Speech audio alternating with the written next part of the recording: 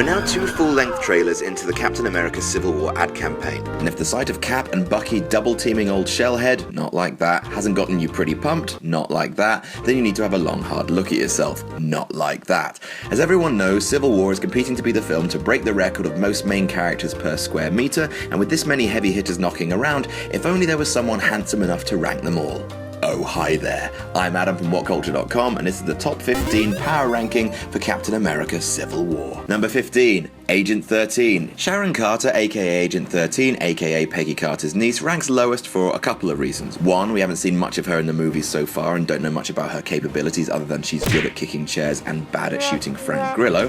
Number 2, she's not superpowered, which makes her an immediate outsider in the super duper hero club. And 3, in the comics she has a habit of being brainwashed and murdering Captain America. It only takes one to be a habit. I'm sure that Sharon Carter is smart, capable and funny, everyone in Marvel is, but until more info comes to light, she's ranked last. Number 14. Crossbones. Crossbones is destined to be a secondary villain all of his life, which we're betting won't be extending too much beyond Captain America Civil War. Crossbones is plenty strong and plenty has a lot of guns, but ultimately if you can't subdue Cap with an entire lift full of your best mates, then you're not getting too far up the list. He ranks above Agent 13 only because some of his bullies found their mark in Winter Soldier. Number 13. Hawkeye. What happens when you run out of special arrows, Hawkeye? Do you have a special arrow with the special arrow power to create more special arrows? What else do you have? The superpower of having a family? What are you going to do, hit your enemies with them? Hawkeye's fine, he's funny, he's charming, he's well trained, but take his toys away and he falls right down the list. Number 12. The Falcon. What happens when you run out of wings, Falcon? Okay, I'll stop that now. The Falcon is in much the same camp as the Hawkeye in that much of his superhero cred comes from his wonderful toys, but Falco pips Hawkeye in one regard in that his special hardware doesn't come with finite ammunition. Also, he can fly, which is, as Shakespeare would say, radical as a champion mother.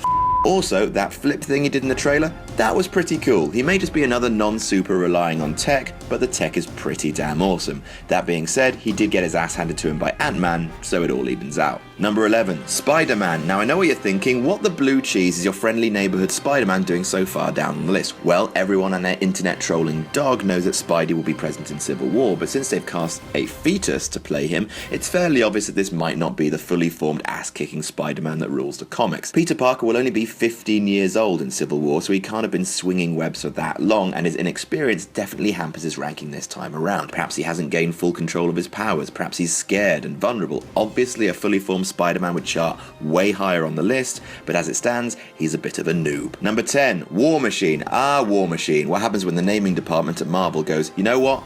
It. He's a big machine that does war, let's break for lunch. Now don't get me wrong, War Machine may be played by Don Cheadle, whose physique is less Greek Adonis and more Rick Moranis, but he still packs a punch, and by punch I mean he's made of guns. He has a minigun on his shoulder and the rest of it is pretty much rockets. However, like most younger brothers acting out, being as loud and as brash and as sexy awesome cowabunga as he possibly can be, it's impossible to escape the fact that War Machine is still a minor player compared to his big bro Iron Man. Still, at least he has all the guns in the world. Number 9. Ant-Man. Though he be but little, he is fierce. The pint-sized powerhouse that is Ant-Man is still a relative newcomer to the world of punchy building explosions, but he's still got one hell of a unique moveset. He may not be highly trained in 32 different types of martial arts like Captain America or have gone to evil ballet school training like Black Widow, which brings him down the list a bit, but his imagination-based micro-combat has been effective thus far. Just ask the Falcon, whom Scott Lang recently served harder than Jimmy Anderson. Cricket joke. Look it up. Simply put, you can't hit what you can't see, and as far as superhero powers go, Ant-Man may be a schlub in a suit,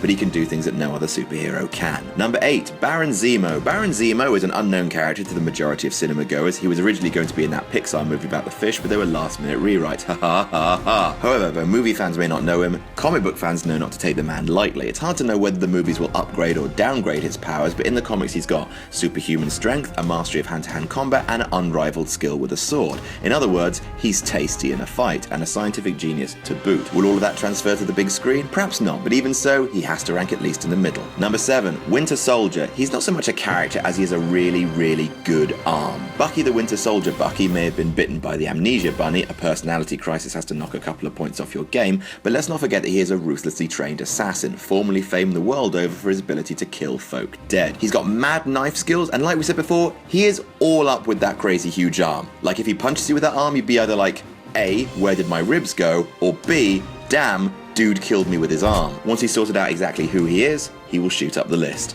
Number 6. Black Widow. We're heading into elite territory now, and we'll kick off with one of the oldest mainstays of the franchise. The Black Widow has gone through some freaky-deaky training in her past, which explains why she's crazy good at kicking. I'm not exactly sure what went on in that ballet school, but Natasha Romanoff screamed her way through it and emerged the other side as a relentless dog of war. Armed with her Swiss Army bracelets and with the occasional gun, Black Widow can kick ass with the best of them, landing Hawkeye on his white boy ass with ease. She may not have superhuman strength, but she's got flips and tricks. Number 5, Black Panther. The last unknown on the list and definitely the most powerful, T'Challa is an absolute beast in the comics. Not only does he rule over the most effectively ruled over nation in comics, Wakanda, but he also possesses Captain America levels abilities in martial arts. He's a trained acrobat, gymnast, Olympic level powerhouse. He's also a hunter, tracker par excellence, a scientist and a military strategist, and none of this takes into account the fact that he sits on top of the world's leading supply of miracle metal vibranium. You know, the stuff that Cap's shield is made out of, which he fashions into numerous weapons, shielding, and equipment. Seriously, the guy is an outrageous badass.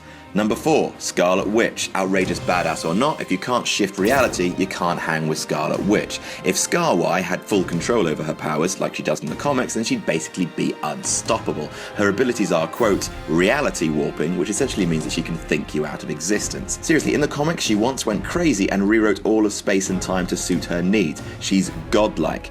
However, these powers don't exactly make for a tense action scene, so she's been downgraded a fair amount from the MCU. She basically seems to have just Hadouken powers now, which is still pretty crazy. Of course, as she's further trained in her cosmic ability, she'll ascend to the top of the list, but as a relative rookie, her power set, though incredibly stacked, is not quite at deity level. Number 3, Iron Man. He's the father of the Marvel Cinematic Universe, or at the very least, his snarky, lush uncle. Iron Man has 2 great advantages. 1, he has all the money in the world, and 2, he has all the brain in the world. This means he has all of the robots, and he's not afraid to use them. After all, Iron Man went toe-to-toe with the Hulk and walked away.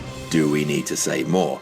However, despite being the king of the resources, the latest trailer shows that Iron Man can't quite hang with Cap, especially not when his big-armed sidekick gets involved. After all, he's a drinker, not a fighter, and robotic battle armor can only help you so much when going knuckle-to-knuckle with the best fighters in the world.